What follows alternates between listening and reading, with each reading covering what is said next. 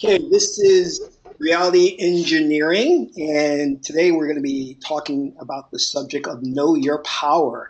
I think I got a lot of good information for you guys. Feel free to ask any questions that you have as we go along, because I'm going to cover a lot of material, and it's very important that you kind of grasp the concept and grasp the ideas. But let me just say this as we start, because you guys are learning a lot of information, is that I've kind of broken this down into a systematic formula, and the one thing I want you to remember is I've done a lot of research in this area, and I think I'm going online and I'm always like researching who's diving into this area, and there are some people that are doing it, and they're doing it under the guise of the secret, the law of attraction. And there's a really good program I listened to the other day by the author of Happy Pocket. If you get a chance, you should read that ebook. It's really good. But a lot of these guys don't really break it down to a systematic formula. And Bashar is one guy who's really great that I worked with, and he had a formula, but it wasn't very systematic and it wasn't duplicatable. You know what I mean? And what you'll find is that um, there are people out there who are manifesting things in their lives, but it's very inconsistent, and it's very hard to pin down what exactly works because something will work for one individual and won't, and that other individual will do the same thing and it won't work for them.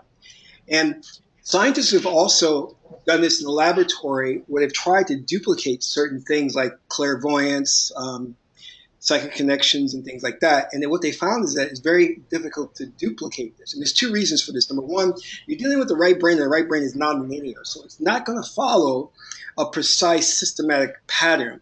The other thing is, two, everybody's belief system is different. And because your belief system is constantly changing, your ideas and your thoughts changing, the rules change. So they were saying that the minute the reality comes into formation, that the minute you focus on it and the particles take shape and they become localized in time and space. Now the thing about that is, if they're becoming localized in time and space, they are reacting to the observer, which is you, right? So that means it's individual and specific to the observer. So trying to duplicate this as a science, which science says it has to be duplicatable, it's very difficult because when you're dealing with the spirit and you're dealing with the metaphysical realm, it doesn't obey these same laws as science. In fact, there was an African shaman who said it really beautifully, and he was talking to David Icke, and he said, "We have to invent a new science now to address this issue of how the spirit works, because it's nonlinear and it reacts to the observer." Now, I want you to really understand this whole concept of being the observer, because your true self is not the physical body that you see before you, but your true self is consciousness. All right.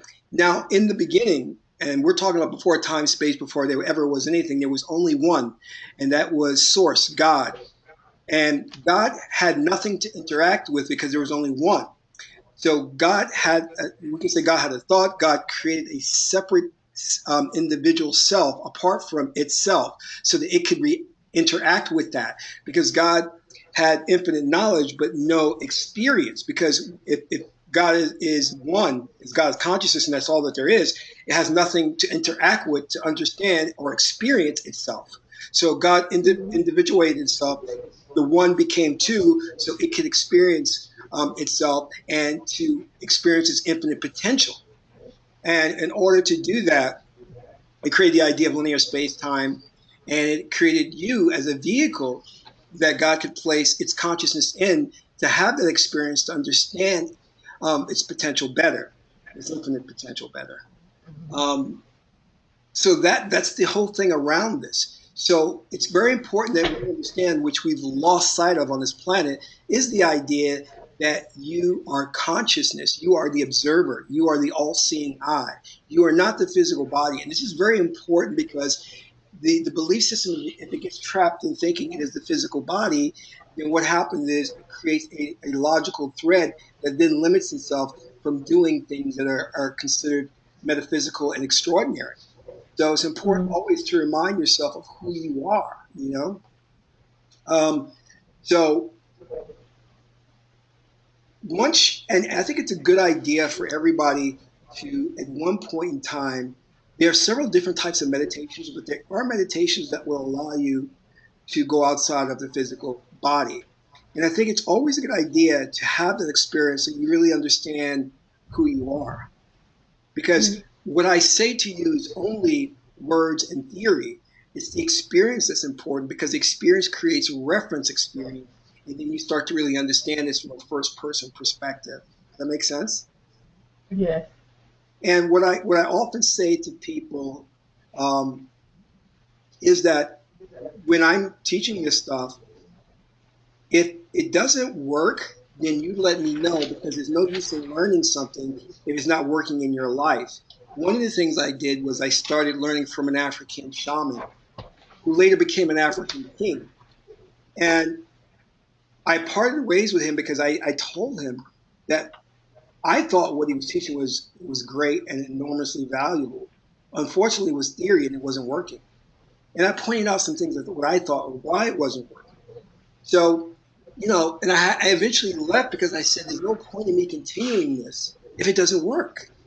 I mean, it's great in terms of the theory, and I think it was really advanced knowledge, but I couldn't make the darn thing work. And I'm like, there's just no point in this. You know what I mean?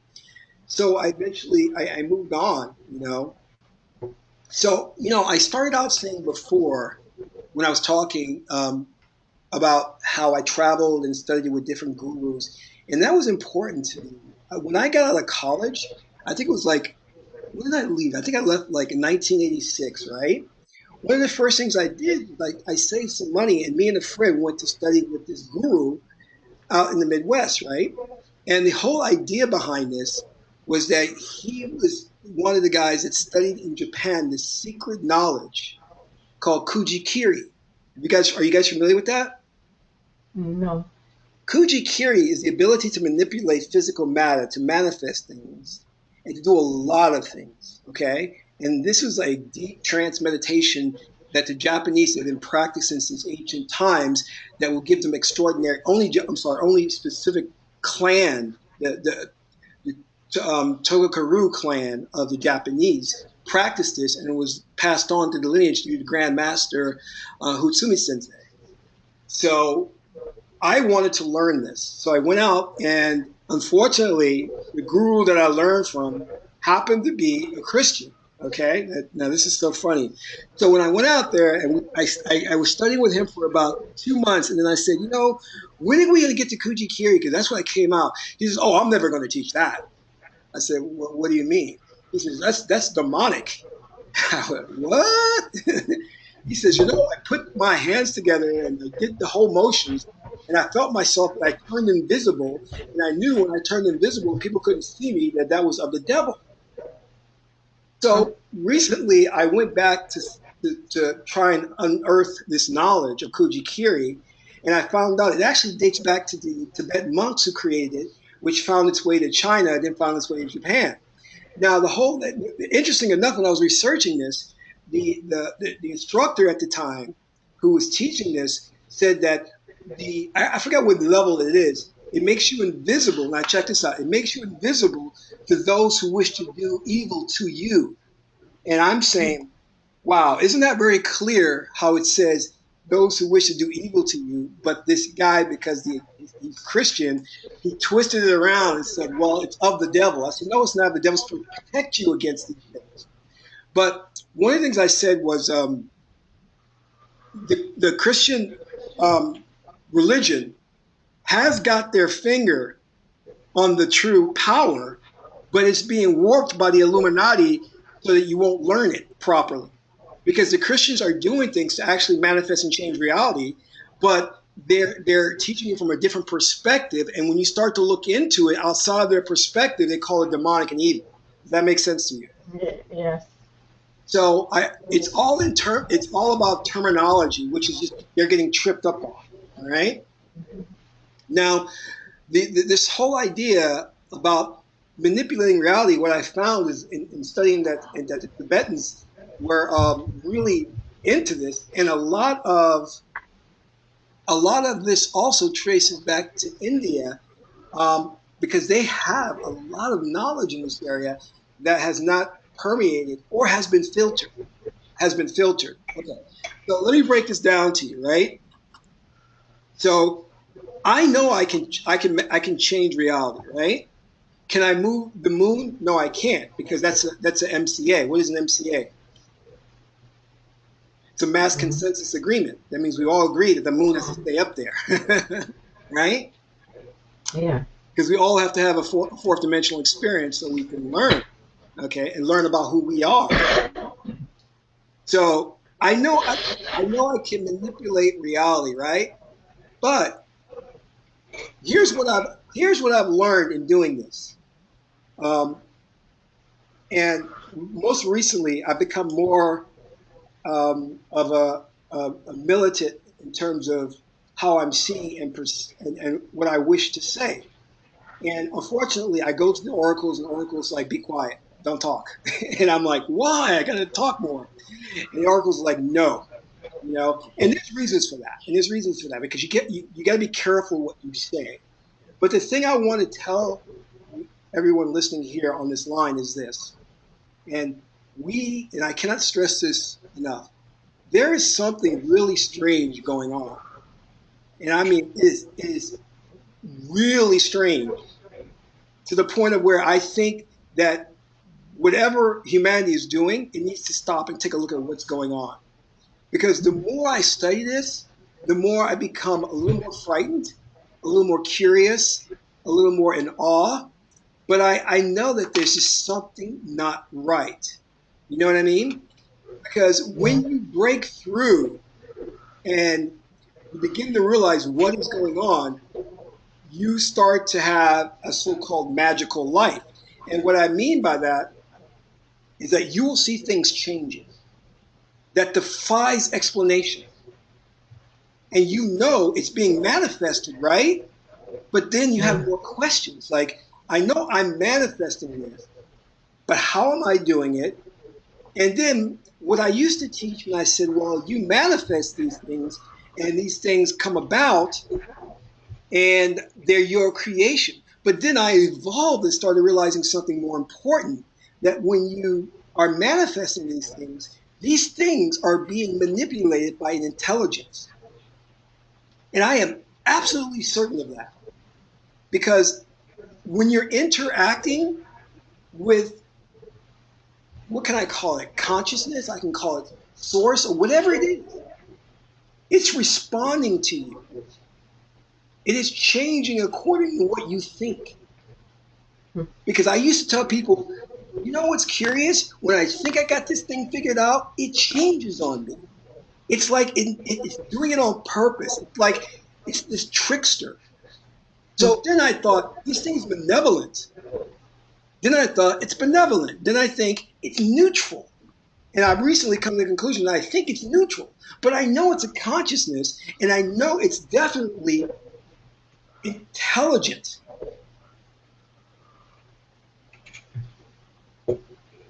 It is like you're plugged into a matrix that is granting your commands or your wishes, but it's also self-aware and thinking.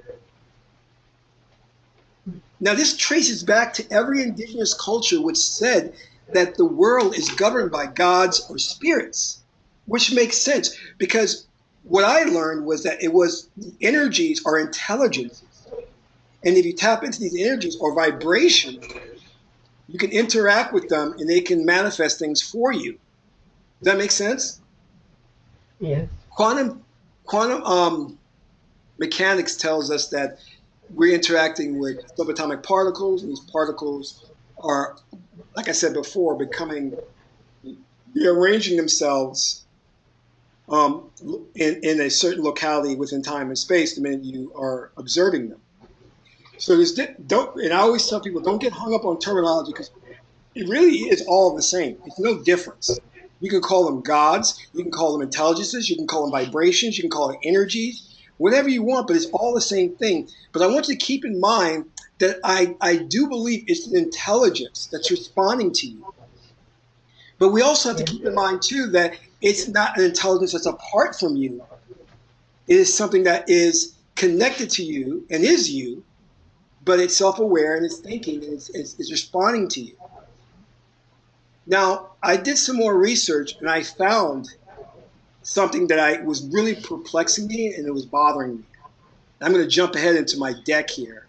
This was an episode on TV. Do I have it? Oh, I don't have it. Yes, I do. And it's called Tales from the Dark Side, Cause and Effect. I saw this when I was a kid, and this program always bugged me. And this program is about a woman who suddenly realizes that there are changes going on in the world that she at first thinks she can't control, but then she realizes that she is in control, but she doesn't know how to control it. And it's a very deep and it's a good episode that actually explains what's going on. So I wanted to get you guys the link, but they have since deleted it off YouTube. But there is a clip of it on YouTube. It's called Tales from the Dark Side, Cause and Effect. It's really good, and it goes into the details about how a person changes reality, how they interact with reality, and about this intelligence. And I really identify with her because she goes through this whole thing of, is it reacting to me? Is it intelligent? What's going on? You know? So very, very interesting. So the one thing that we do know that's very important to keep in mind throughout all of this is that the way that these energies or intelligences work is always going to be through the subconscious mind, or what I call the spirit. That is the way you communicate with them and manifest the reality that you want. Now, let me go through a couple of things before I really get into this deck and we get deep into all of this stuff. Over the weekend, I did the full moon meditation. You know, I did all of that. And what happened on Saturday night, which I didn't intend it to happen, but I astral projected. And I've done it before. That's not a big thing for me. But what was interesting was there are two ways to do it. There's number one, where you project your consciousness to a certain place, and you can actually see what's going on. And there's another way, which I realized on Saturday, which was already documented, where you create an astral body. And in that astral body, you can travel to where you want. So what happened was I had created, and this is not by will, it just happened through my meditations and everything I was doing during the full moon, created an astral body where I traveled through deep space. So while I was there, I learned some things about deep space. And I went back to look at NASA footage to compare it, and I realized it is not the same thing. And I'll tell you one thing about it, too, from my experience. I'm saying all this for a reason. There's no limitations to spirit. What I had trouble with when I asked to project into deep space, I saw constellations, I saw stars, but there really is no up or down. And I had trouble with that, trying to figure out where was up or down. And the distance between things was so enormously great, it was an impossibility. It was almost like difficult for me to get from one star to another star. But the thing that really got me was that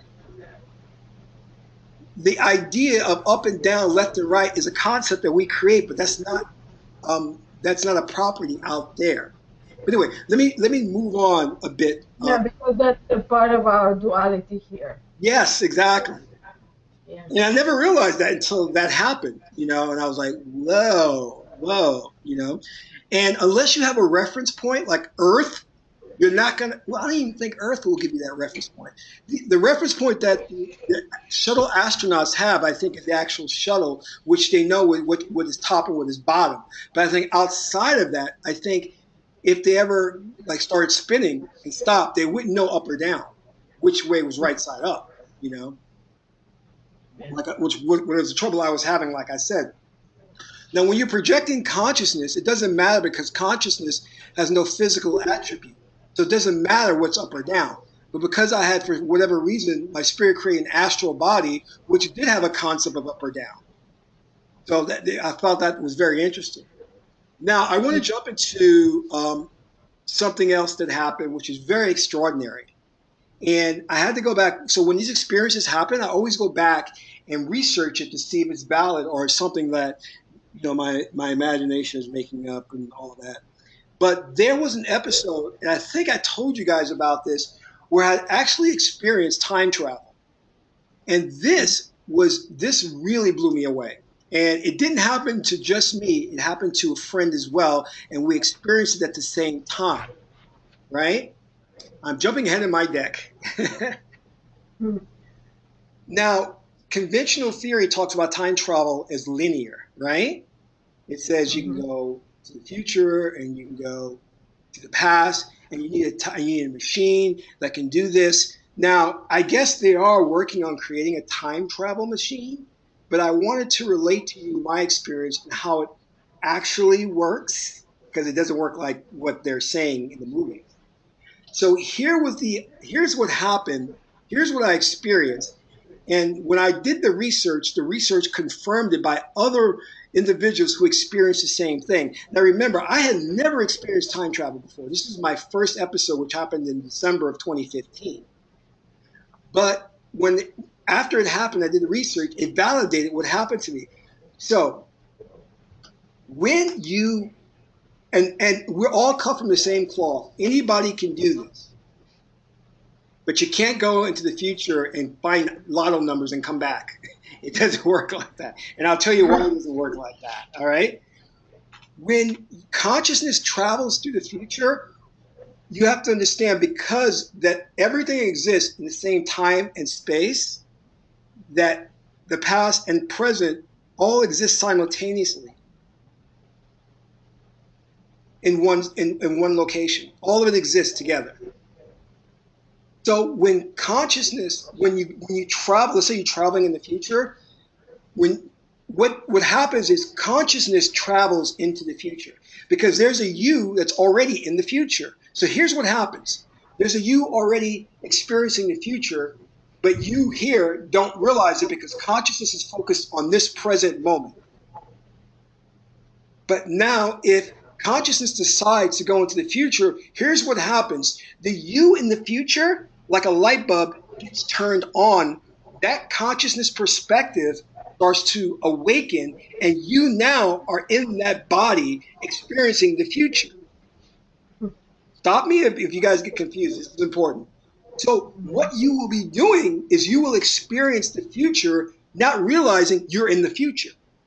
So you'll be going and doing everything thinking you're supposed to be there, not realizing that you're in the future. Now, here's what happened to me. So I'm experiencing this future, right? I'm going through, and then suddenly, for whatever reason, my consciousness pulls back and comes back to the present moment, right? It was only when I came back to the present moment that I realized, holy crap, what is going on? Because nothing looked right to me. I was like, this is not, wait a minute. Christmas passed. Why is now Christmas coming up? It's 10 days from now. Why is it? And I'm freaking out, and I'm going, what just happened? And then I start to remember me experiencing the future. So I thought, in my traditional thinking, oh, you have to have a time machine. You go into a time machine, and then you travel into the future. That's how it works. But because consciousness is so powerful, and who you are is consciousness, and it's not located in any one time and place, your consciousness merely just switches on like a light bulb, and then you're able to perceive the future in the future body of yourself. And then it can withdraw and come back to the present moment. And I felt that, and I was really blown away by it. I was like, this is like, wow, you know? But it was also disorientating because I was like, where am I at? You know, what's going on? Now, you know, it would be great if when that light bulb turns on with you in the future, you suddenly become aware of yourself in the future, if you can retain your past, your memory of being in the past. Because then you would say, let me find the lotto numbers so when that consciousness withdraws back into the present, I can play lotto. That would be nice, you know? But while you're experiencing that future, your consciousness only understands the fact that you're supposed to be there. So you never, ever have that memory of being in the past, you know? You won't say to yourself, oh, I came from the past, you know? No, you'll be living your life like you normally would, because you feel like you belong in that future time. All right. Yeah. So these things, what I'm saying to you is this: when you start to open this door, the floodgates come in. You're going to start to experience a lot of great and wondrous things. And this is what I said: you will live a magical life. It's going to be awesome, you know. It's going to be scary. It's going to be nerve-wracking. But the great thing is you're going to feel a little bit more in control of life and realizing that things that happen, you're not just the person who's sitting back and watching, that you have a say in how it unfolds. Do you have any questions so far? Okay, great. So let's go back to my deck. You like that? That's funny. That's my mascot. Trent? Exactly. Huh? Hi, I'm sorry. I have a quick question. Sure. Who's this? Okay, so hi, it's Crystal. How are you? Oh, hey, Crystal. How's it going? Quick thing. So I had this thing happen to me like twice, like 2 years ago, where I felt like my soul kind of shifted out of my body and came back in. I Mm-hmm. had no idea where I went, didn't know anything. I just knew that it went and came back in, but it was like 30 seconds. Do you know what that is exactly? Yeah, that's your spirit. That's basically what it does. Is let me tell you something. When you go to sleep at night, you astral Mm-hmm. project. You astral project. You do it all the time. You're not aware you're doing it, but you do it. So your spirit is intelligent. So it'll do things like that, and you won't understand why, but it understands why it's doing that. And a lot of times, what I found out, it's trying to get your attention to awaken your third eye. It's saying, "Hey, you have extraordinary abilities. Look at what you can do that you're not seeing." And I'll give you something else that's more important. This is what we call is the suggestion. I say everything is a suggestion. If you accept it, Mm-hmm. it becomes a reality. So you could have been susceptible to somebody suggesting that, and your spirit says, "Oh, we can do this. Let's do it." And you weren't consciously aware that someone had said that or you read it somewhere. It was on the peripheral, but your spirit took it in and it acted upon that because society is trying to program your spirit to say you have no abilities, you can't do anything. The physical world is all that exists. Okay. So Okay. when those things happen, they're omens. Look at them and say to yourself, what does this mean? And then see if you can take it a step further by saying, let me try and duplicate the process. Because the spirit is Okay. trying to awaken you to a different world of possibilities. Okay. Okay? All right. Thank you. No Okay. problem. So trance is the key. Trance is meditation. You won't, to me, they're interchangeable. The way I learned it was called trance because a lot of indigenous cultures called it trance. They didn't call it meditation, and it's been trance has been had a negative connotation in Western society. That's why it's rarely used, but it's all about trance. There are three states of trance that are very important for you to understand. There's beta, which I call the left brain awaking state. This is when you're alert, your concentration is fully there, you have cognition, you know exactly what's going on. Then there's the alpha state. This is more of a left and right brain thing when you relax, you're visualizing, you have creativity, and this is governed by the goddess Heheru, or in Greek mythology she's called Hathor. Then there's a theta state, and this is the right brain, a full immersion of right brain, but the left brain is still active. This is meditation. This is where you get infinite knowledge and wisdom. It's intuition governed by the god Tahuti. There's memory. This is when you can recall past lives and things that are happening in the future, in the past, in the present. And this is governed by us, the goddess Aset, also known as Isis. And it's also your connection to source, what we call as Amen. Amen is the no thingness. It's a state of rest and peace. This is where source exists because source is no one thing.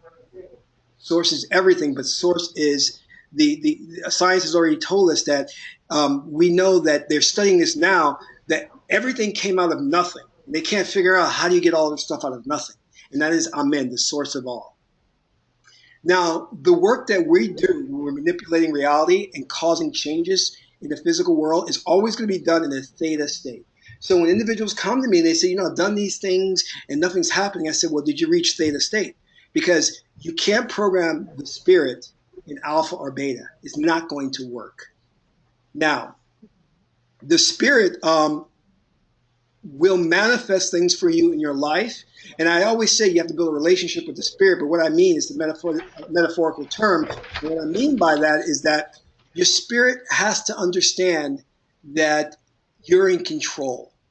Right now, your spirit is programmed by society at large, and it's done through subliminal programming. Society is throwing this stuff at you all the time to limit you, to keep you from a knowledge of self. So what happens is, and you'll understand these things when you go to sleep, they come out in your dreams. So the spirit wants to be programmed and it wants a relationship with you. So what happens is that there are key moments where the spirit can be programmed, activated to manifest things in your life. That is 45 minutes after you awaken. It's about 45 minutes before you go to sleep. It's during a full moon. Those are the key times that your spirit is open and receptive to programming, and the spirit is saying, hey, tell me what you want. Give me some food for thought.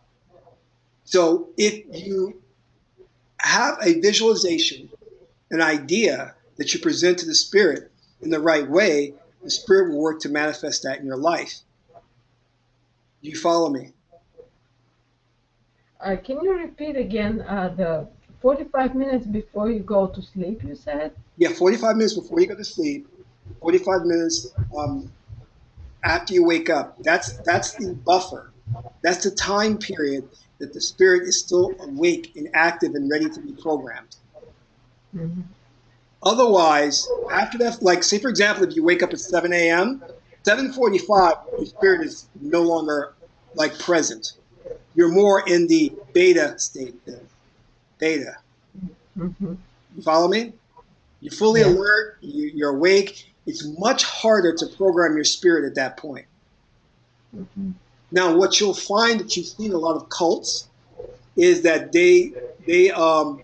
and I'm kind of a crazy person. I do stupid things, but whatever. Like I'm planning to go into a sleep deprivation chamber where you're not sleeping, but they cut off all senses to the outside world, and it looks like you're going into this big safe. You're being immersed in like water. There's different ways to do it. But my point being, that's a direct way to contact your spirit directly. But my point being, the deeper you get into the theta state and the connection you make with the spirit, the greater the chances are that you will manifest what you're looking for. Now, going back to what I was saying about the cults, is that what they do is they deprive their members of sleep. Mm-hmm. And the reason that they do this is to get the spirit out. When the spirit comes to the forefront, then they start programming it and they start giving the members these ideas of their philosophies and all of that. You understand what I'm saying? Yeah. So you guys do know that back in ancient times, with most indigenous cultures, and modern archaeologists will validate this, there was no police. There was no SWAT team. There was no special forces in the way that we think about it. Do you know why? Not special forces, I'm sorry, National Guard. Because the individuals in the tribe, in the clan, were programmed through the spirit on a full moon to obey the rules of society.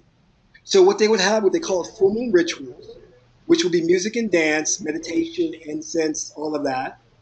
They would have troubadours, and then the king would disseminate rules and ideas and concepts to live by. And then the spirit will take them in, and everybody, because as we know in the Bible, it says, if two or more agree, it shall be. And through the principle of Ma'at, the interconnectedness and interdependence of everything, if you're in a group setting and you all are meditating upon an objective and goal, you all will be aligned and sync to that meditation and goal, and you all will act in accordance with that because you're doing it when the spirit is open and receptive. So in other words, no one was going around. There were no pedophiles. There were no serial killers. There was none of that. And these archaeologists were researching this, and they couldn't understand why they didn't have these troubles that we have in modern day. It's because they understood the power of the spirit to get individuals to act in the right way without the need of external enforcement by police, National Guard, security guards, or whatever. They didn't need that. Because when your spirit is programmed, your spirit will do what it's told to do. Do you understand? Yeah. Therefore, a lot of people misunderstood the term, it takes a village to raise a child. They're like, oh, the mother, the grandmother, the father must, talk to the child. That is not African society. African society was built on occult metaphysical practices. And let me tell you guys something that's very, very important. So this happened like a couple of weeks ago.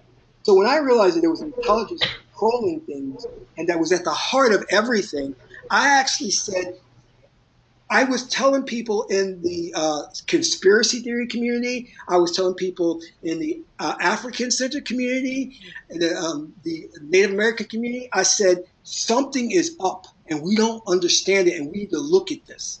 And what I was referring to that is I told them and I said, because I'm on all the forums online, and I'm communicating, and I said, something is not right. The history books have been whitewashed. And because I said, it's curious that although all these cultures were very spiritual and into occult practices, yet you don't get anything out of that in terms of when you read the books. It's very linear. It's nothing about the priests and the priestesses and all that. So I did my own research and found out that the most important people in Egypt were the priests. That they, whatever they said would win. Yeah. Like if you guys remember this movie that came out called what's it called? Egypt, Gods and Kings or something like that. It was the story of, I think it was Moses, and it starred the guy who played Batman, right? So one of the things they showed Ramses doing was executing the priestess, right? Because he didn't like what she said. And my thing is this, yeah, that is such a fictitious thing. You try that back in ancient Egypt. You try to assassinate a priest. For one thing, they have oracles and they know what you were doing way before you knew what you were going to do. And then they would work the occult powers to where you would be just removed. So what I'm saying to you, so I went back into the oracles and I said, what's going on with our history books? And the oracle basically said, oh, that's been rewritten. That's all been rewritten. And I was like, God darn it. We are reading a complete lie of history, a complete lie. And I'll tell you why. Because I said, the way reality really works, and it's not working this way for you guys right now because your spirit hasn't accepted it yet. But if you were in my shoes and you would live one day, you would see changes. Nothing stays the same. Changes here, changes there, according to my belief system, right? I come home today, right? And I'm thinking about, oh, this situation here. I turn on my computer and up pops a video that says, oh, hey, Ron, this, and it was exactly what I was thinking. Changes are happening according to my thoughts, and I can see it every day. And I'm saying, well, why isn't this documented by Confucius? Why is this documented by Einstein? Why isn't it documented that reality is not an absolute, it changes? And the reason is because it was rewritten. The books were rewritten. Do you understand what I'm saying? Yeah. That you are in a matrix, that somebody has come along and changed things so substantially to keep you from understanding the nature of reality is that reality is dynamic. It is ever changing. It is not an absolute. It's fluid. Your reality is different than my reality, and then the next person's reality. It all changes according to the beliefs of the individual. So therefore, there are certain absolute principles like, yes, there is a moon because we all, through the MCA, Mass Collective Agreement, Consensus Agreement, we agree that there must be a moon there, and we agree that there must be buildings. But those things do change. They do change. If you read a book and you become very immersed in the book, the mere fact that you become immersed in that book now will change your reality because you have bought into the story of the book. Because you have an emotional investment now because you like the book. And the reason that a lot of people aren't seeing this is because they're not observing the changes. Their spirits are programmed by society not to believe that this is possible or believe in what's going on. And the more I researched this, the more I realized that the Matrix was on point. The Matrix talked about you're plugged into something that's fooling you. It's tricking you. It's making you think of the absolute. That what's out there isn't out there, and it's not changing. It's solid. That's a lie. For one thing, there is no out there. There is no out there. The other thing is, what you're seeing is a projection, and it's constantly changing. It is never the same. Yeah. You follow me? Yeah. And we have been duped by the ruling elite who have come along, and this is what and I'll tell you how they've done this. They have put these subliminal suggestions in your sphere of awareness to where you now manifest a reality where it changes things. It changes the history books. It changes your history. It gives you a false history. So we're believing in something that doesn't actually exist. And I said this to somebody. I said, there are words on a page in a book that you can't see, that are there right in front of your eyes, but because you've been programmed, your consciousness will not allow you to see it. But the minute you liberate your spirit, it will, like if you read a book, you ever heard somebody read a book today and they say, I picked up the book 2 years later and now it had all different meaning to me. Now I kind of understood certain things. That's not true. You picked it up 2 years from now and it changed because your belief system changed. Everything changed. It's constantly dynamic, and I hope I'm not going too out there for you guys, okay? Let's talk about the prerequisites to manifestation, and we talked a little bit about this before. I threw this together rather quickly, so follow along. We talked about correct use of language, correct use of thoughts. Physical means to, now, in order for you to manifest something, and I think we've covered this, I don't want to go back into the details of how you manifest something, but in order to manifest something, one of the key things is there must be a physical means to achieve the goal as well. You can't like say, well, I want to manifest a gigantic block of gold. It's like, well, there has to be really like some way of getting that physically. You know what I mean? So if not, you're going to have to manifest a lot of energy and power to bring that into this existence.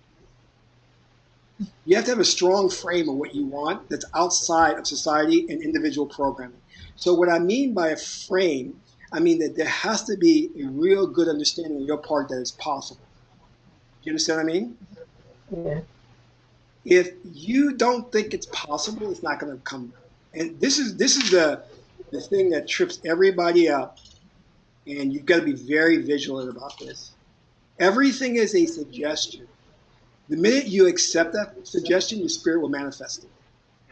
You have to be very you have to be very conscious of who your friends are, what they're saying, how you're perceiving things, how you're picking things up, because you will accept a suggestion and manifest it. You're doing it every day.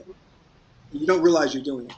To be very careful, the default suggestion that you must have and hold dear to heart is that nothing is real. Yeah. That as your default will save you. Now, I want you to understand this, very, very most importantly. That doesn't mean that things will not hurt you. That doesn't mean that you're not going to be susceptible to death and pain and disease, because you will be. But with the understanding of it's all changeable. It's all a suggestion. That's what I'm saying by it's all, illusion. It's Maya. But don't for any second believe it will not come and hurt you. It will. Life will kick your butt until you learn to master controlling your thoughts, controlling the environment to manifest the things in the life you want. And it takes vigilance. It takes 28 days to change your behavior. The spirit needs 28 days to change your behavior. It takes roughly 90 days to manifest something physical in your world. Okay? So if you have a goal in mind that you're working towards, you need to give yourself leeway to 90 days. If you have a habit or behavior you want to eliminate, give yourself 28 days. And usually we say that's from full moon cycle to full moon cycle. Now, if you're manifesting something, it must be doable within your prior agreement. Meaning that before you came to Earth, you agreed that that's something you can have in your life. Because some people try to manifest things that they made a prior agreement not to have. And no matter what you try to do, what herb, what meditation, what mantra, is not going to happen because you made an agreement for it not to happen. The way you know that and understand that is before you start to embark on manifesting something in your life, whether it be money, a mate, a car, a house, or to get out of jail. That was one of the things I was never in jail, by the way, but that was one of the things I was really interested in working with, because there were a lot of people who were in jail unjustly, who were framed. And I was really researching stories about individuals who literally, through their own beliefs, got themselves out of the situation. And it was extraordinary. It was really interesting. If you research things like that, if you research things like the Holocaust, if you research anything where people have like these near-death experiences, you'll see that there was a lot of occult power that would happen with these individuals. The other thing is, to understand that if it's doable, you need to do an oracle reading first. If the oracle says that this goal is doable, then you can like move full steam ahead.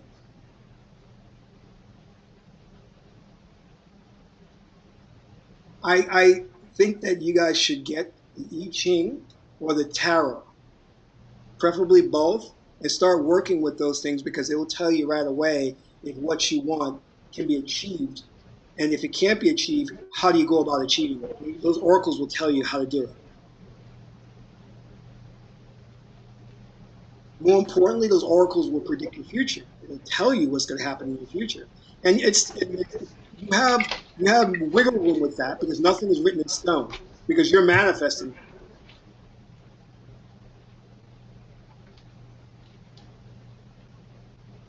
One of the things that I'm really interested in, that I've been taking an interest in recently, is shocking the spirit. When you shock the spirit, it forces the spirit to comply and manifest what you want. And we talked about that last time, about ways of shocking the spirit. One of the ways is kind of like a near-death experience. Mm-hmm. The spirit will react to that and manifest something for you. Another way to shock the spirit in a way is due to sleep deprivation. Don't sleep for 4 days. I've done it. It's not a big deal. You'll see things. Oh my goodness.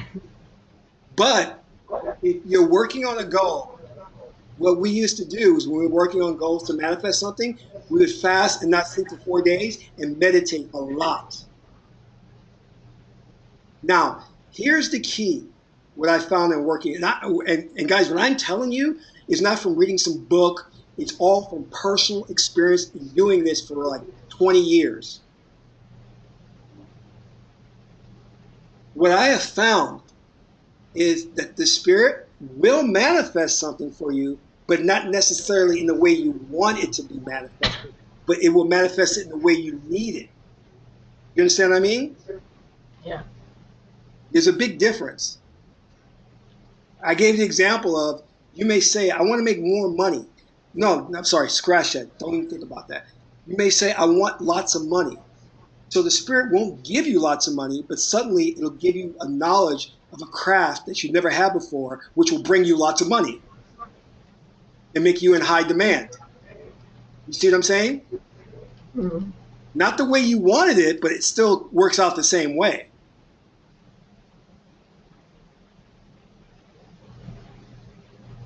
Yeah. And one of the things, when I first started doing this, that really called attention to it, I think I told you guys this story, and this is what really got me freaked out. And I was saying, okay, there is something to this. Where I there was a singer, I really liked her, and I was really into like her, and I wanted to make a music video. Like I was doing a lot of filmmaking back then, and I always wanted to shoot a music video, right? So, but I knew my chances of meeting her, really famous singer at the time, were like, forget it. You know what I mean? But for some reason, I was stuck on that. And so I started, and I was studying with the African shaman at the time. So I started doing my thing. And then I think what happened was eventually I saw this as, I did a lot of meditation. And I think eventually what happened was I gave up and I saw this is not going to happen. About 6 months after I gave up, I'm walking in Midtown Manhattan on 45th Street, and who do I bump into? I bump into her and her daughter walking on the street, which shocked me. And the reason what shocked me about it was I was with a friend, and he wanted to go to a deli restaurant. Now, he wasn't supposed to show up that day. We weren't supposed to go to that deli restaurant, and she wasn't supposed to be in town. Turned out she was in town. Her and I talked. She gave me tickets to her concert backstage. Went backstage, met her, talked about I'm a filmmaker. I like to do a music video. Gave her my demo reel, and it was great. But when it happened, I was like, the odds of putting all those things together, because I don't go to a deli restaurant because I'm a vegan. So there's nothing in a deli restaurant that I wanted. But my friend happened to call me at the last minute and says, I'm coming down to meet you for lunch. Hey, let's go to this deli restaurant. I was like, what for? And then when I walked in, first I saw her inside the restaurant, and I wasn't even sure it was her. I was freaking out, said it can't be her. Then when I walked out and she came out with her daughter, I said, that's her. So I started talking to her, and I said, hey, are you so-and-so? She goes, yep. I said, whoa, whoa. I was like, and I knew what happened. In my mind, there was no doubt, because I was really skeptical about what I was studying at the time. I wasn't even a priest. I was just in the priesthood studying. So I knew that this was something going on with time and space and how this all worked, which in the occult world, they call it synchronicity. So I knew that synchronicity was at work. Any questions so far? No. Keys to manifesting. Creating a visualization of your world. Here's what's even more powerful. Now they talk about, what I used to do, which to me was like manifesting your reality 101, was put up pictures of what you want all over your room, right? That works, that helps, okay? But what's even more powerful, when you understand that there are multiple universes and multiple worlds and multiple earths that you exist on, right? So how do you create your reality? You need to vibrate to one of those worlds where you exist with the thing you want. Me meeting that singer, you know what happened? I didn't cause her to appear through a set of circumstances. I vibrated to a different universe to where I could interact and meet with her. What I'm saying is this: to truly manifest something, build your world. Don't think of just the visualization of what you want. What are the other components that go along with that? So, okay, when I visualize myself, and I'm going to give you an example, right? And this is because I'm a creative person, I'm an artist. If I visualize myself, and you guys may not believe this, but I never visualize myself getting like millions of dollars. For some reason, that's not important to me. But what I do visualize myself is a couple of things. Like I do visualize myself running a business, having more power because I want more power. But the thing is, I just don't visualize, like if I'm running a business, I don't visualize myself running a business because I visualize, what is this world? What do I do in this world? I run my business. Am I married? Let's say I'm married. How many kids do I have? Let's say I have 2 kids. Where do I go to eat? This great vegan restaurant in that world that I go to eat. Where do I live? Where I live in this little modest place. How do I get to work? Well, I drive a really nice car. Okay. In my mind, I run this through scenario, every minute detail, every minute detail. What happens? It's a psychic state to where your mind now moves from one reality to a different reality if that reality is strong enough. If you believe in that reality strong enough, your mind will move to that reality because there's no choice to, because what happens? You reject the present reality and you move to that reality.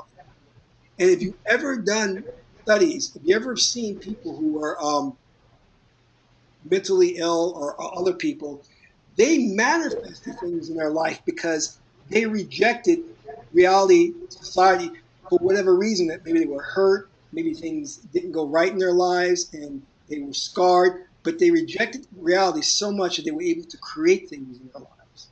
So if you get to a point where you have every minute detail, and if it's strong enough, you will shift and vibrate to a different wavelength. In other words, things will change. Sorry, this says convention, but it should say conviction. Sorry about that. You have to have a conviction, a sincere conviction of the outcome. That has to be primal. That has to be like, I have no doubt that this outcome is going to come about. The only way to do this is by deep trance meditation, because the conscious mind will always throw up doubts. You've got to meditate, you know. Like today, I had a serious thing happen. I mean, really serious. And I said, this situation could mess me up big time. I got on the subway. I said, I need a seat, because I was like, my person who was Kassank, the person, was not in a good place. I sat down, I put on the right meditation, and I said, I'm going in a trance right now, and tell myself, you're powerful, you're beyond this situation, and you're going to manifest a different world. I recited the mantra, and there are mantras for whatever you want. You follow me? Yeah. One of the things that can also help if you're working with yantras, you know what yantras are? Well, I know about Sri Yantra. Oh, okay. Yantras are geometric shapes. Like I've done holotrope meditations. That's excellent. If you can do that, I tried to research online. It's hard to get a holotrope meditation. Bashar does that for me. So type in Bashar and see if you can find a holotrope meditation. But that uses yantras. They're very ancient and they're geographic shapes. And let me tell you something. And let me stop right here because this is important. Because there are sigils too. You can create a sigil. The problem is the sigil has no, or you can create an image, but the image may not have a meaning. A yantra, or what they call is the sacred geometric shapes, have ancient meanings that go into the etheric realm. You don't need to know the meaning. Your spirit knows the meaning, and it will activate the spirit to manifest something. So if you get a yantra, or for example, a sigil, that's an ancient sigil, to mean money or to mean finding a mate, it will activate that automatically. Now, you could create a sigil or you can get an image off the internet and put it up. But those other ancient things have got monks who have been meditating behind those things and have given them massive amounts of energy. That's why I prescribe you work with those things, as well. Connection with source or template. We talked about Amen as the source and going to theta state. That's what I mean. The template, there's a template reality. So for example, if you want a golden ball, right? Say you want a golden ball, that golden ball already exists in the template. Because reality has to be first created as a template. If you connect with the source of that ball, then it will manifest. I don't want to go into too much detail, but because that's a long, that'll sidetrack us. But everything first exists as a template before reality comes to manifestation. That has to be, it's like, you know how an architect creates the drawings before he makes the buildings? Those those shapes already exist. The building, you already exist as a template. But to connect to source is where everything is. And that's where if you connect to something, it's like connecting to a strong emotion that you feel close to. You've connected with that source. When you touch something, you're not actually touching a solid thing. Your mind is creating neural path networks that synaptic connections, which gives you the impression of something being solid. Nothing is really solid. It all vibrates, but you're creating the idea of it being solid. So what I'm saying to you is, you can create that thing that you want within you first, and connect with that thing first, and that will manifest it. You have to have an overwhelming emotional investment, and we talked about it being an obsession. This is good for artists because artists have a lot of creative visualization. They're very emotional, especially actors. You have to have you can't be dependent on the outcome. You gotta let that go, because if you're depending on the outcome, that expresses doubt. And another thing is not necessarily a prerequisite, but you need to have reference experience. In a way, experience some type of miracle in your life to where you can believe this can happen. Any questions? No. Okay, let's move on. Moving on. Let's go over the basic governing rules, okay? There's some rules behind this. Number one rule is nothing is absolute. It all changes. Nothing is absolute. It all changes depending upon your beliefs or if someone gives you a suggestion. Remember I talk about when you're interacting with people, your frame has to be strong. You don't want to be sucked into their reality because what I mean by that is when they're talking about what they believe, some people are very, like if you get, like I'll give you an example, right? You get in front of Anthony Robbins, I don't like what he's doing, but the man has emotional passion. You will get sucked into his reality, which is what you don't want. Yeah. You know what I'm saying? It's like a good salesman who's a con artist. I'm not saying Anthony Robbins is a con artist because he's not.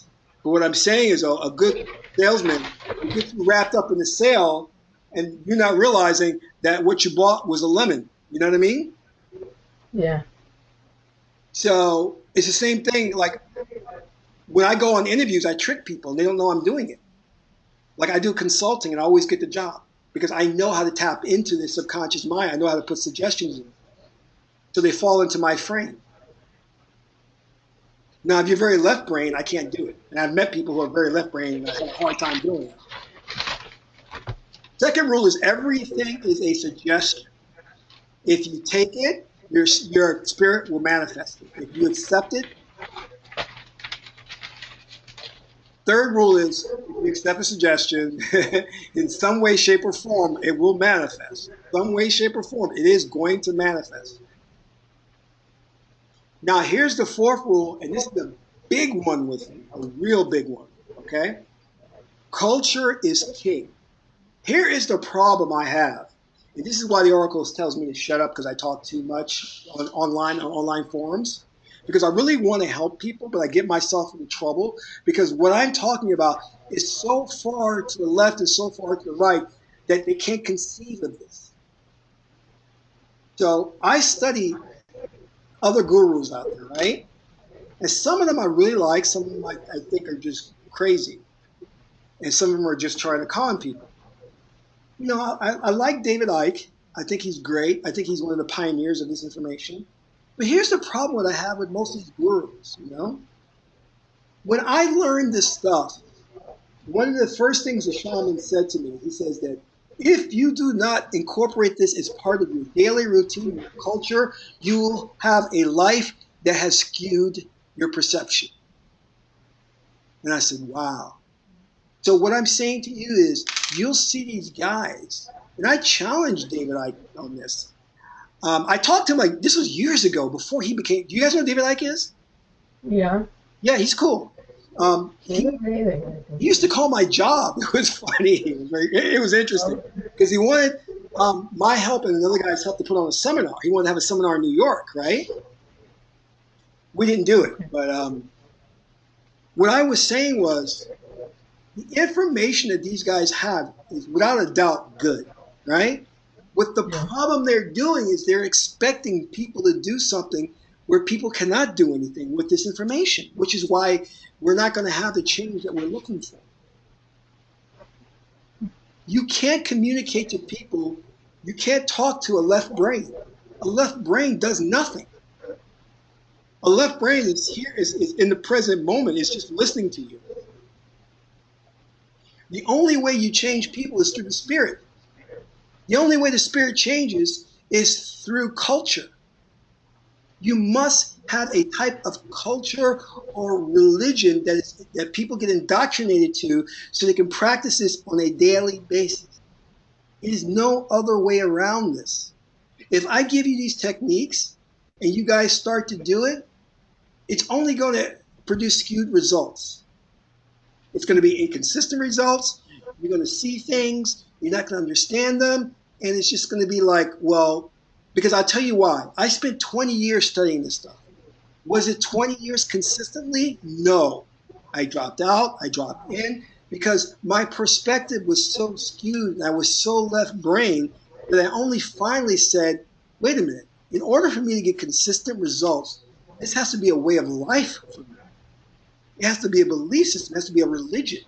I'm not saying like going out and finding a religion based on dogma. I'm saying it has to be your own personal religion. Yeah. Because if it's not, if you're not meditating on a constant basis, if you're not watching your thoughts, if you're not getting rid of certain people in your life, if you're not creating this world, if you're not rejecting the current reality, if you're not doing this on a day-to-day basis, then the results are going to be like minute. Yeah.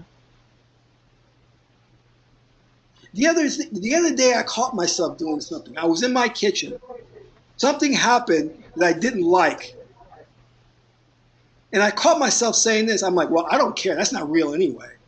And I was so happy that I had this default thought that hit me. I was like, wow, that was so cool. I didn't even think about it. And what had happened was somebody did something to me that I thought was so wrong. And I was like, I could do a ritual and get back at them. And I was like, but I don't care how they think about me because they're not real anyway. And I was like, wow, that just came right out. I was like, that's cool. Because you're being programmed by society constantly. You may have a belief system that sticks for a while, but then society will throw a major change at you, which will change that belief. You constantly have to reinforce it on a daily basis. A daily basis. And I put a little emphasis here so you guys understand something too. Because I want you to clearly know that if something doesn't manifest and you're putting these techniques to work, it doesn't manifest and it wasn't part of your destiny or agreement to receive it. Because I've had people who did all the right things, but didn't happen for them. And the thing I go back to, I says, well, did you do a reading first with the oracle to find out if you made a prior agreement not to have that thing? And they're like, oh, no, I didn't. I bet you that's what happened. You made the agreement not to have it. Because some of these people were very dedicated, devoted to what they were doing. And it just didn't manifest. And for other people, and I'm telling you guys, there are people who are manifesting stuff like crazy, and they don't even know they're doing it. They don't even know they have that power. Because they have been born in this lifetime with a close relationship with their spirit to where their spirit is just like boom, boom, boom, boom. Good luck after good luck after good luck after good luck. And I'm like, which we interpret as good luck, but it's that their spirit is just manifesting things. They don't realize it. And I'm like, wow, I wish my spirit was like that. I'm like, and they're just people who are connected. You know what I mean? That's just their destiny, how they were born into this world. Other people, we come here and we have to relearn this information about who we were and what our destiny. And you relearn it by meeting people in your life that have agreed to teach you this stuff again. Because if you're learning it now, more than likely you didn't know it before, or she would be doing this again. Yeah. Okay. Moving along. I mean, we came on this earth by forgetting everything. Yeah, exactly. Exactly. There's a reason for that. That's part of the agreement to be on this planet. Yeah. Otherwise, it wouldn't be a test. Yeah, exactly. And I want to save you guys from the troubles I've had, because in my life I was doing like looking back on my life and saying, wow, man, I have had a lot of tragedy, and I've had a lot of weird instances, like, and I think I've shared this with you guys, and I don't mind sharing this now.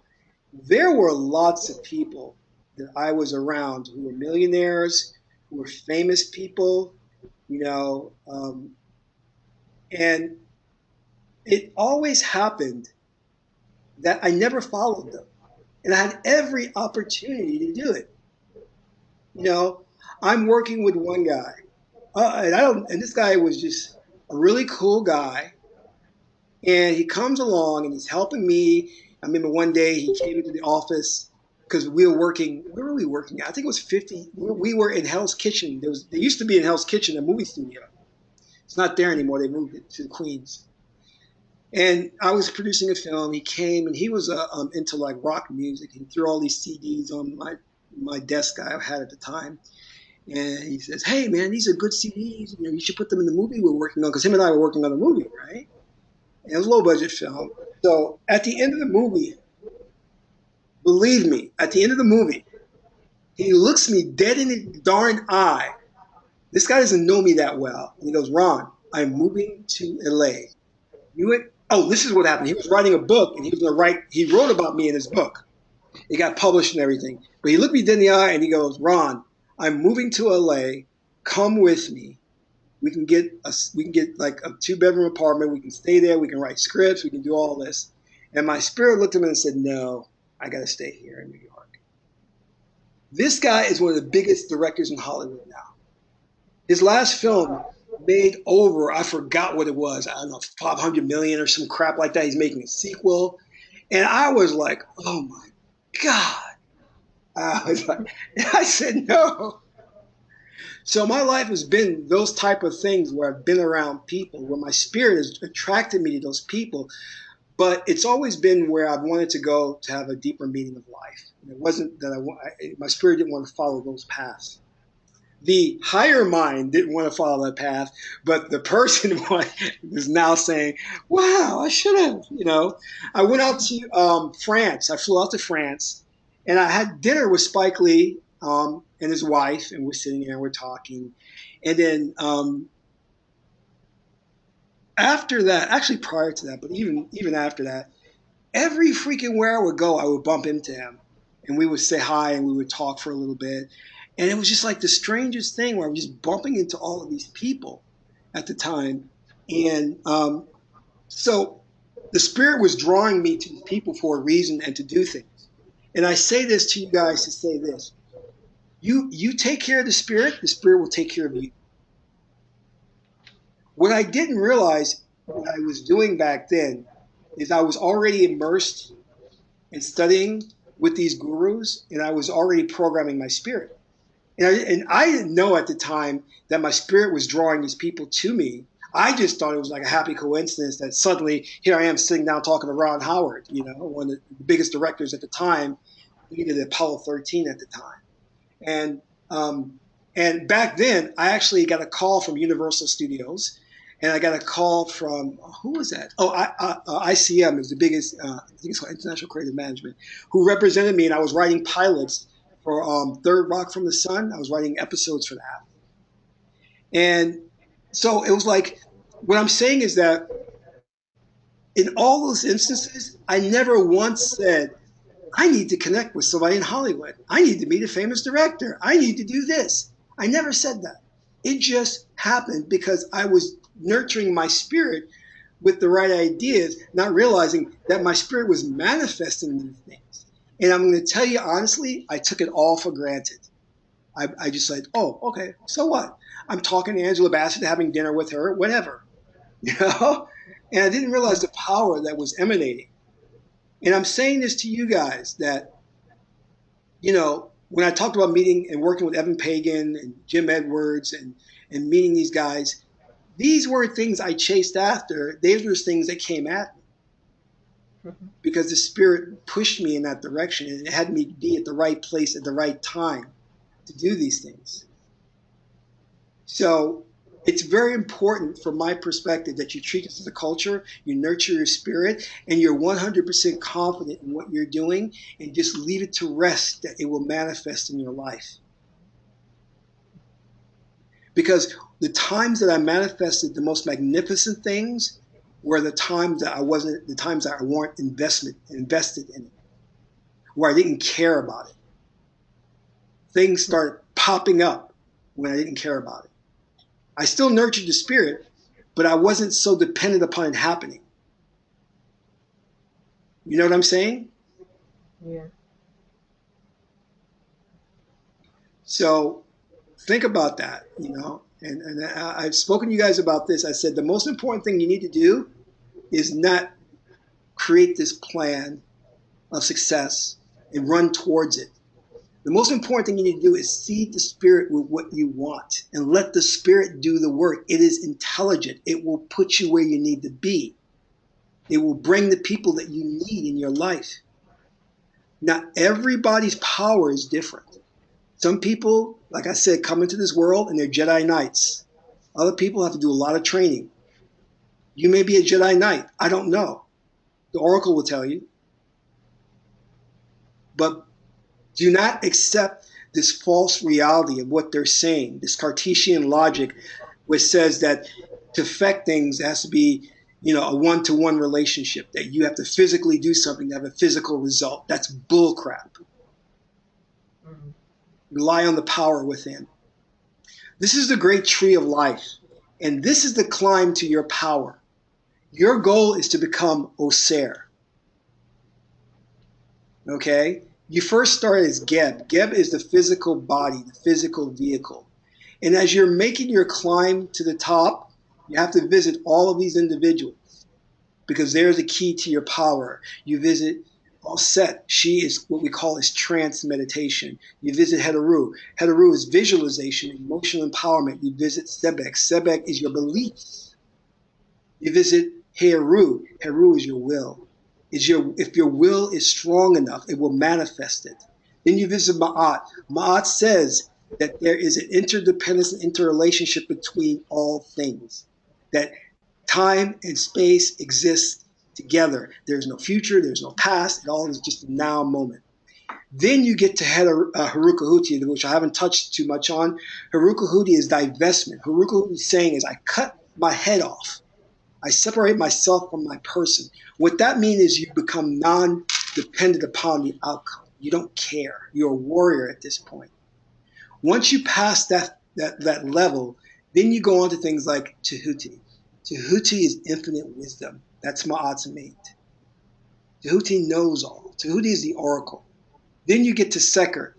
Sekher is the goddess of spiritual power. Her power is vast and unlimited. Then the final destination is to become Osiris, a living god. One of the things about Osiris, he wears white, and he is non-partial. He's not polarized. He doesn't have concepts of good, bad. He doesn't have those concepts, up or down. He doesn't think about those things because he is centered. Because remember I told you, you can't manifest something you don't have a definition over. Bashar taught us that. You can't manifest something you have no definition over. But when you accept definition, you manifest those things. Does that make sense? Yeah. Be very careful of the definitions that you're accepting and how you see things and how you perceive things. Because when we talked about the reality engineering and why it's different is because you're not focusing on the goal, but you're focusing on the peripheral benefits of the goal. That makes you more centered. That makes you less likely to fall victim to belief systems or frames of thought. You follow me? Yeah. Any questions about this? No, not many people in this lifetime will become Osiris. It's not their fault. It's because society has programmed us to keep us away from an understanding of identification. Osiris is the spirit, the indwelling intelligence. So people have to be reincarnated several times to reach the Osiris level. The lower triad is the power we all have access to. Okay? Oops, sorry. I got out of that. We all have access to Geb, Set, Sebek, and Heteru, which is what we do is we go into meditation, we visualize, and we take with us a belief system, and we empower our will. Okay? Tools for manifesting your basic requirements. This is something that you guys need to have, and I will go out there and purchase this as soon as possible. Get the I-Ching, get the Tarot, and if you can find the Meduna Tarot, that's the Great Oracle. It's called the Great Oracle of Tehuti. It's very hard to find. If you can find it, pick that up.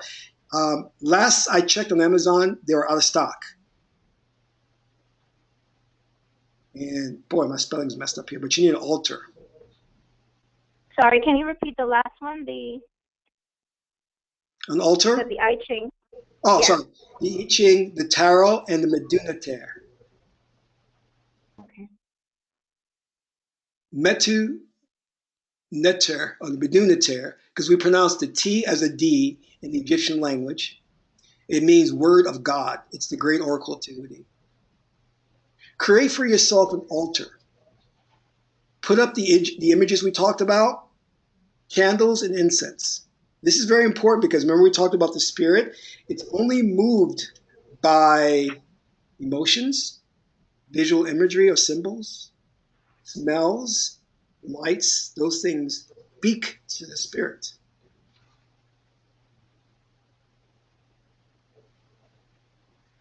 And I can show you guys if you're ready for this. Most people are not ready for this. Are you guys listening? Yes. I can show you a way to communicate directly with the spirit, and you will see it. You will see the spirit. And if you guys are ready to do it, I can give you the technique to do that. And it's freaky. Believe me, it's freaky. And you can look at it, and there's some gurus who post the technique online too. But you got to be ready for that. Because what is that saying? If you look in the mirror, you may see somebody looking back at you. Ah. Moving along, right? I want you all to try and find this episode because this, I think they deleted this off YouTube for a reason because it was giving it away of what's going on. But this episode explains it all, boy. About talking to your spirit? No, about this woman. She manifests reality. She finds that she can manifest her own reality, but she can't control it. So this actually talks about it's an episode of Tales from the Dark Side, which actually shows you what you can do with your power. But they have to put it in the realm of science fiction. You know what I mean? Because they don't want to really spill the beans. Mm-hmm. We talked about astral projection. Anyone can do this. You guys can do it. There are techniques online. You should try this. It's awesome. It's a really very spiritual experience that you can do this. I talked about this before. This should be part of your belief system. Who you really are is consciousness. You are not the physical body. Accept that as a belief system. Because if you fall victim to the fallacy that all that there is what you see in front of you, and we talked about this, it's like a Facebook thread. There is a chain of logic. When you think you have one idea, hidden in that one idea is several sub-ideas. In programming, there's a term that they use called subroutine. There's a main program, but there's a subroutine in the program hidden. So be careful about these belief systems because they carry with it a chain of logic that leads you down a road that's not good. So if you understand that nothing is real and you are consciousness, that's a great way to start. Is that the same thing that some refer to as morphic field? You create a morphic field about whatever. Your beliefs create a morphic field about everything. Okay, perfect. That's an area where we call is radionics. I think it's spelled RADION. No, IONIC. I think that's how it's spelled. I have to look it up and Google it. So here's what that is, right? You're creating energy fields, right? Yeah. And this is the science of radionics. Here's what's happening. The government, through radio towers, are counteracting your energy field. So they're putting out their own energy field to keep you in fourth dimensional time and space. You know what I'm saying? Yeah. So the energy that you're putting out in this morphic field, this energy field, is directly being intercepted, counteracted by what the government wants to do. So that's why I said, remember, you're getting programmed every day. You don't even realize it. And I'm not talking about programming. Oh, look, there's an image. It has a subliminal message in there. And I'm not talking about that. That's very obvious and easy to perceive. I'm talking about thought vibrations, energy vibrations that are hitting you on a psychic level. Yeah. That you got to deal with. And they specifically target individuals, racial groups, genders. So they know what they're doing. They've got this to a high degree of science.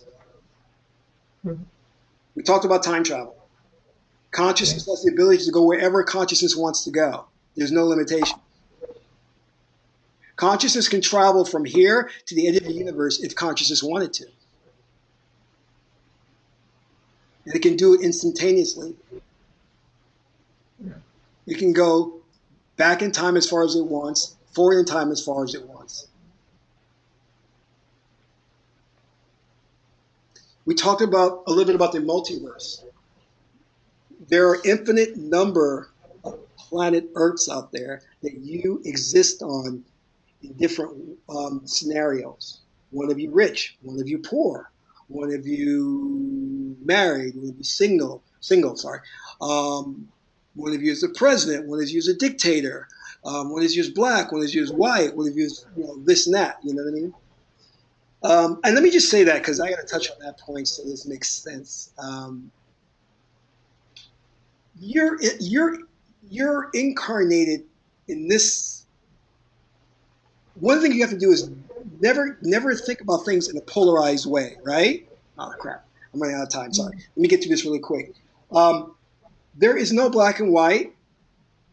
There is no this is right and this is wrong. It's usually a combination of both.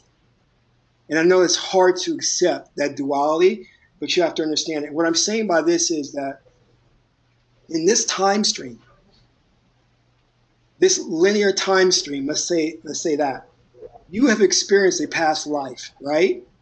And usually, whatever gender you are or whatever race you were that in a previous life. And this is the reason why.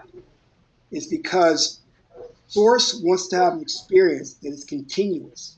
And in order for a source to have that continuous experience, it can't have a disruption in that continuous experience. So if you were female in the past life, you need to be female in this life to continue that experience so source can learn. Now, with that said, that doesn't mean that in another universe you're female. It can mean you're male. I don't know. There's an infinite number of worlds. So you have to understand that both rules can apply. Any questions? There's my dog. He's giving everybody a kiss. Hilarious. Oh, well. Any questions? Sorry, I ran over time going through all of this, but I wanted to give you guys some good information.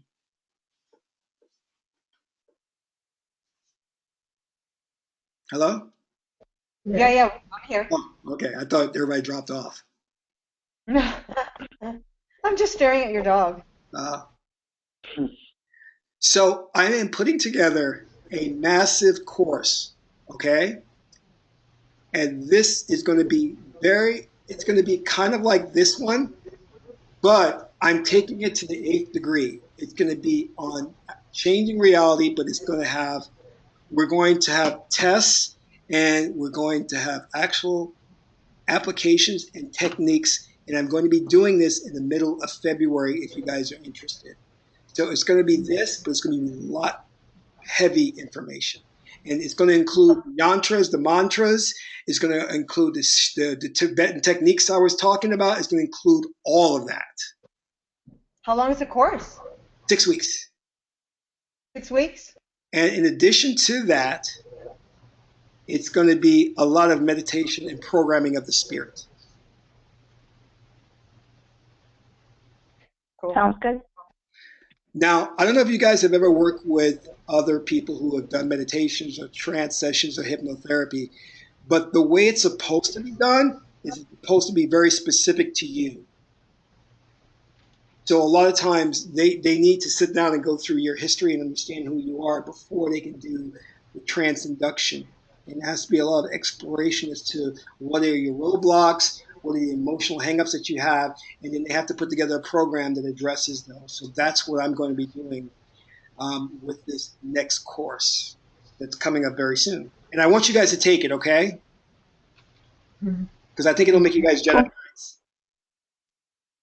But more importantly, the reason why I'm doing it, and you guys should know this, is because I'm gearing up for the film that we're going to be producing.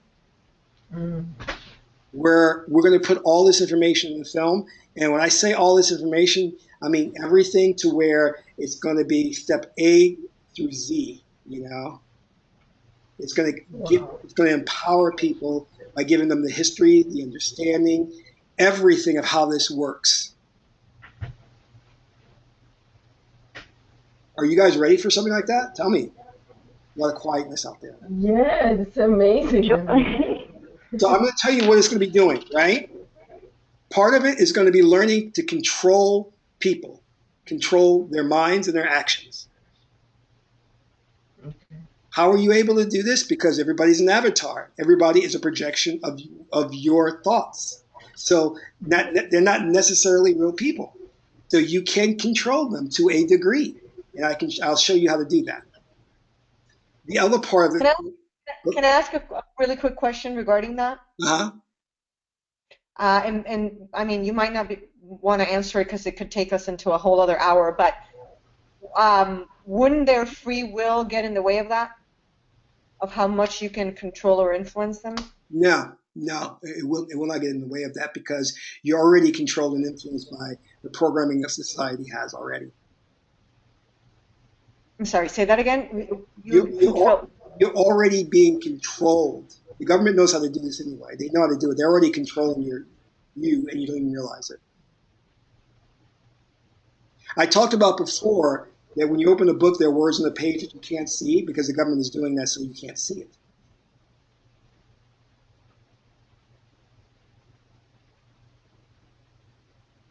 I know, it's hard to believe.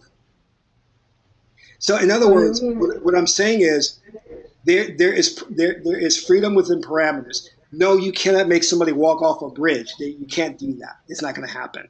But there is the Nekabet and Wajet influence that you can work on people. And please understand when I'm saying this, I am not in any way, shape, or form talking about controlling people to make them do your bidding. No, I am talking about controlling people in the sense that when you have problems with your mate, you go to, and I have done this, and I've wasted money and time doing this. And I got into an argument with one psychotherapist who I told her point blank, you're wasting my time. To the point of where if you're having a problem with your mate, the thing that you don't want to do is think that your only recourse is to sit down and talk to them. No, you got to learn that there is a way of dealing with that is from a psychic connection that can mend your relationship, that can have people come into your life, that can change things. For example, you want a raise from your boss. There's a way of dealing with that and making him more conducive to giving you the raise. But it's not a thing about, oh, you're making this person love you, or you're going to make this person follow you to the ends of the earth. That's not going to happen. And much of this has been, we're in society where society has conditioned us to think that, oh, you're talking about controlling people's minds. You're talking about this evil thing and make them do things. I'm not talking about that because I'm always talking from a spiritual perspective. Because one of the first things I learned in priesthood is that when we're arguing, that the thing that we do, and the minister would always tell us this, or the priest would whatever you want to call him, the priest would always tell us this, go meditate. Visualize yourself having a better relationship with that person and watch how it changes. And that's a way of controlling the situation. Yeah. That's a way of taking responsibility for the outcome in your world. Yeah, you work on the level of the spirit and not on the level of the physical. Exactly. Because I'm telling you, there are roadblocks to where you cannot change people. You cannot change people physically. And when I sat down with the psychotherapist and we and I went back and forth, and when I told her NLP, she had no understanding what that was. I was like, okay, we're through here. Because you're not getting the higher levels of how to interact with people and how to deal with situations. You're saying you cannot change people, right? You cannot. You cannot what? You cannot change people. That's what you said, right? No, you can change people, but what I'm saying is you can't force them to do things that are against the principle of Ma'at. Ma'at is everybody is interconnected and interdependent.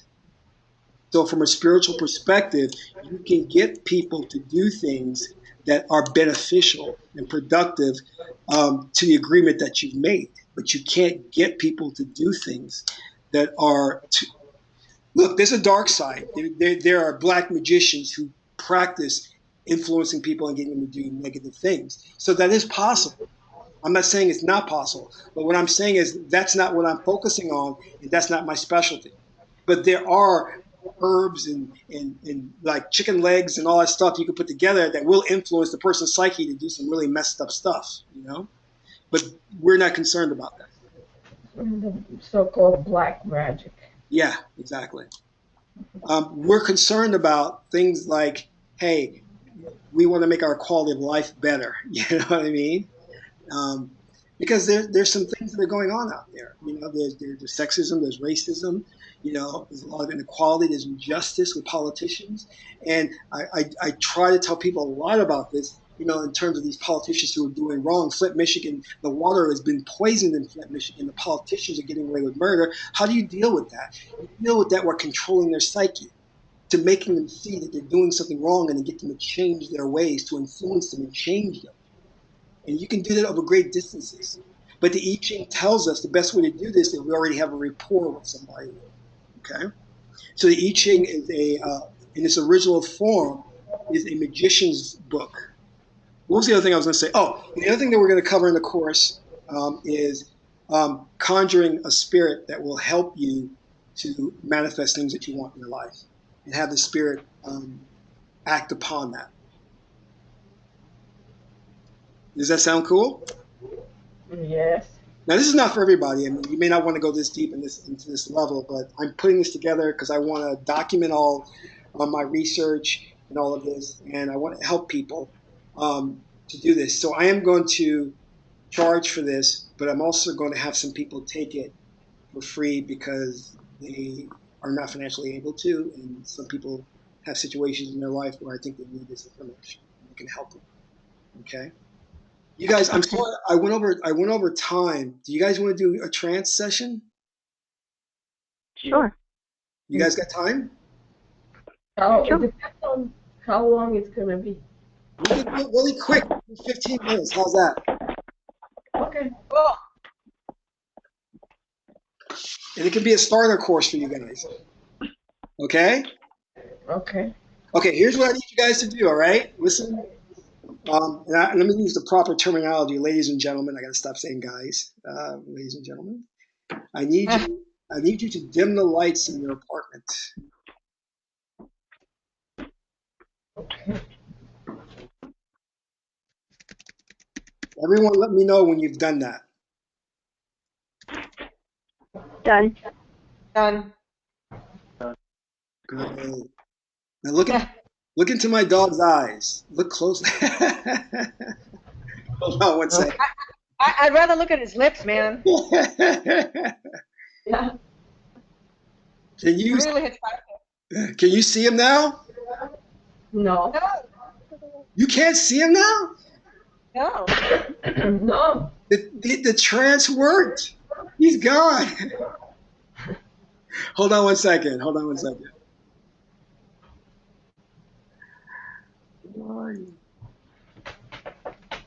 Let me tell you something. To be honest with you, I had a challenging day today, and I'm still in good spirits. I'm like a real challenging day. I'm like, whoa, I made it. You will relax. I want you guys to relax and look closely at the screen. Please look closely at the screen. Relax.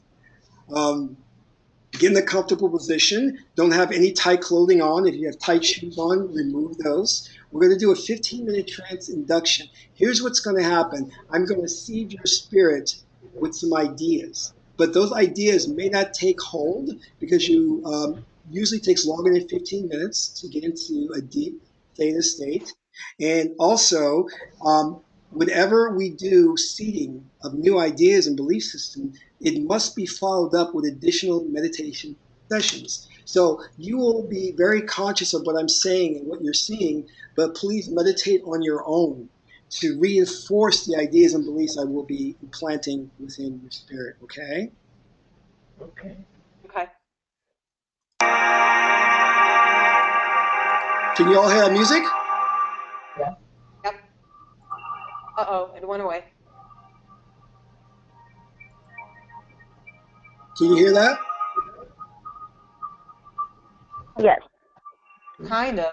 Not really. Should I bring it louder?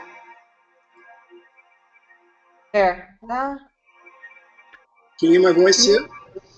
Yeah. Yeah. Awesomeness.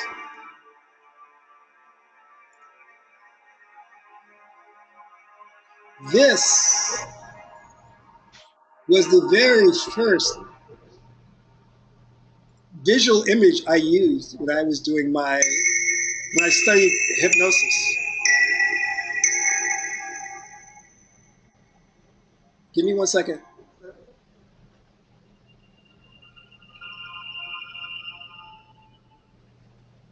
Can you see my screen? Oh, wow. Can you see it? Yeah. Yes. Look at the very center. The very center. Focus on the very center. Try not to blink. Is everyone ready? Yeah. Jet, you ready? Yeah. Yeah. All right. Let us begin. I want you to relax. Be very, very relaxed.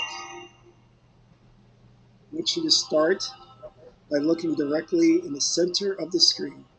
Focus only on the center of the screen.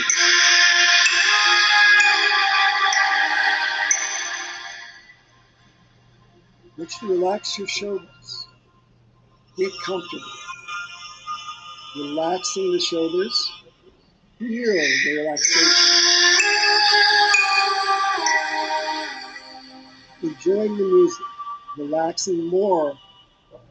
Relaxing your waist, your stomach. Moving down, relaxing your legs.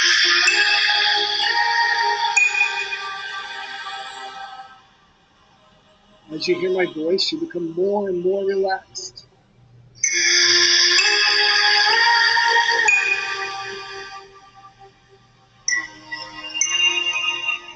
Relaxing your legs. Relaxing your calves. Relaxing your feet.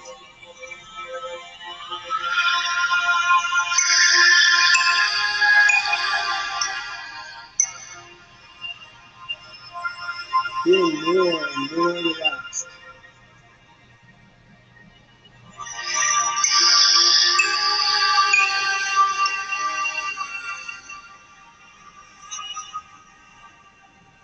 Staring at the center of the screen.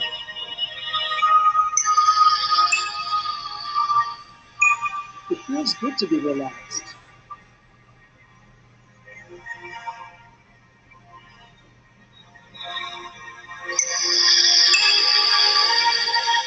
Allow the music to take you away to another place, another time.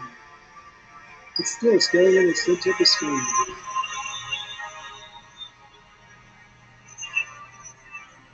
Relaxing even more, becoming more comfortable. Now, I want you to think about who you are and what you are. I want you to know that you are consciousness. And consciousness is everywhere. Consciousness is abundance. It is not lacking in anything. Consciousness is neither here nor there, but everywhere. And who you are is pure consciousness. You are source. You are God consciousness. You are the beginning and the end. You are the Alpha. You are the Omega. You are all that there is.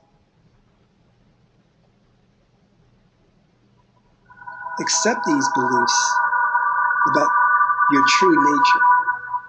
It is not the physical being or the physical body. It is not a gamma state. It is the Osiris state, the indwelling intelligence. You are consciousness. You are infinite. You have no beginning and no end. You are all that there is and all that there ever will be.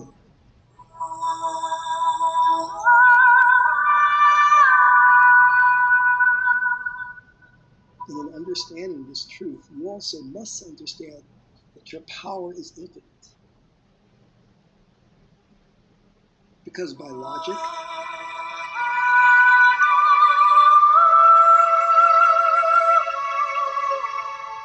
if you are connected to Source, then you are connected to all that there is.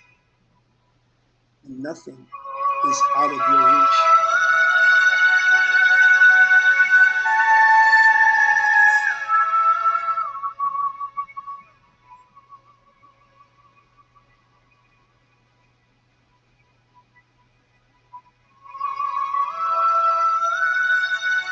Now, I want you to think about a goal. Think about something that you want with your heart, something that you're passionate about.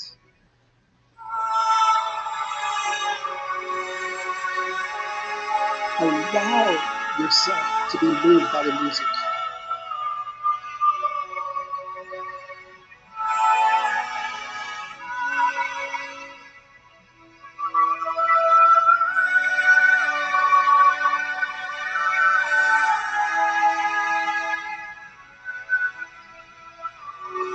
Now, whenever you feel like it, you may close your eyes.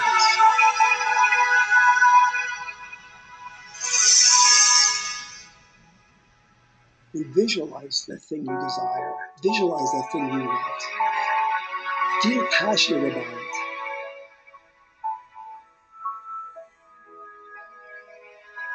And know that it is within your grasp.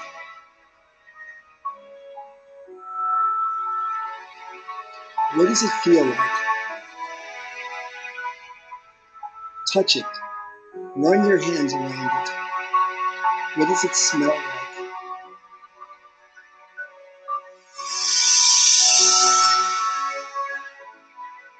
You do not yet know your power. You do not yet know what you can do, but you will. All things are possible. All things. Because Source, God consciousness, is within you. There are no limitations. If you so desire, your goal must manifest. And it will. This is the law of Ma'at. This is truth. Be guided by that always. And understand that the world is Maya. It's an illusion. You are great. There is nothing you cannot achieve. In every day, in every way, I want you to strive for more, to become greater than what you are now. To live every day as a success.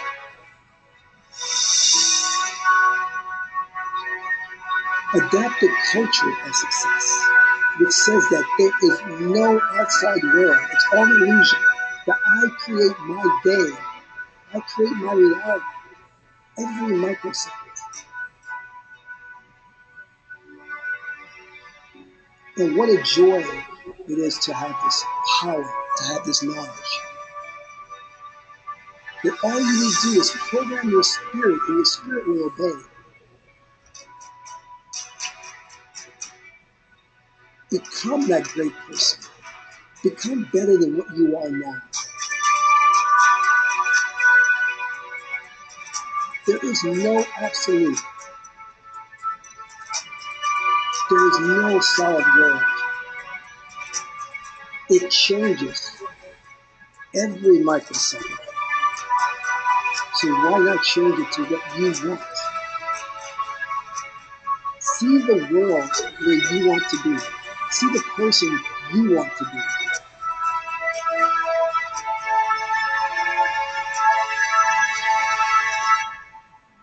Ma'at says it shall be. Ma'at says, by the law, and she governs. That if you will it to be, it shall be. So, after this meditation, you will go out.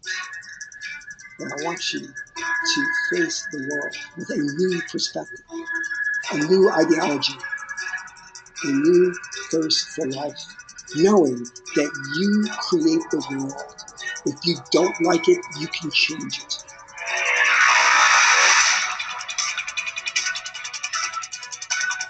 So I want you to energize yourself.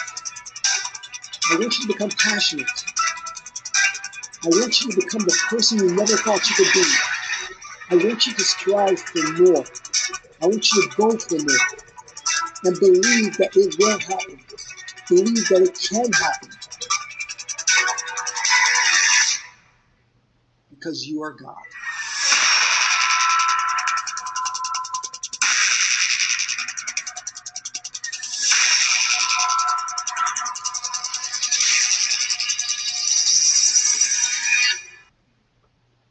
Oh, sorry. I kind of got you guys out that real quick. You guys okay? Yeah. How was that? It was good. I wanted to disrupt your spirit, because usually what we do is we take you down a little bit, lower in the meditation, but I wanted to cut it at that high point. Mm-hmm. And usually we have more time, but we're short on time. So I hope this has been good for you guys. I really appreciate you guys tuning in, and it's a pleasure and an honor to work with you guys. Same here, Ron. Thank you. And Likewise. Thanks, Ron. thank you. Thank you. And I want you to know that I don't want to paint a picture that's wrong, that once you learn to use this power, you're going to have a magical life, but you're still going to be faced with challenges. The only difference is you're going to be better equipped to deal with those challenges. Do you know what I mean? Yeah. Yeah. And I just want to reemphasize that if you take care of the spirit will take care of you. Don't think so much in terms of linear thought or what the world teaches you, that you must concoct a plan and work that plan. Mm-hmm. Yes, creating a plan is good, but all the spirit needs is for you to seed it. You don't have to tell the spirit the details of how it needs to go about doing it. It'll work those details out on its own. The spirit knows how to bring it to you. You just tell it. Like I said, don't limit the spirit and say, I need $10,000, right? Tell the spirit that you need money. You need a lot of money. You can say $10,000, but allow the spirit to bring it to you however it sees fit. Don't say I need $10,000 to come from me from my great grandfather. So that's going to be very difficult for the spirit to manifest that. Just tell the spirit I need the $10,000, and the spirit will find a way to bring it to you in the best way it sees fit. I studied martial arts for a long time. And I studied military strategy, and I went through all that training. And the one thing, my point was, sometimes physically you can't overcome certain things, but with the spirit you can. It will help you. So, with that said, any question? You guys have enough to go out there and just kick butt. Seriously, you do. So take my readings that I've done for you, work those readings, do your meditations, become a trance meditation junkie, and you're going to see a lot of changes in your life. Because the mere fact that we've all connected, that activates the spirit. Great. Yeah. We've all seeded the spirit. Awesome. Thank you. I appreciate being here, and I wish the best of luck to all of you. You Thank too. you. You likewise. Bye-bye. Thank you. Good night. Bye-bye.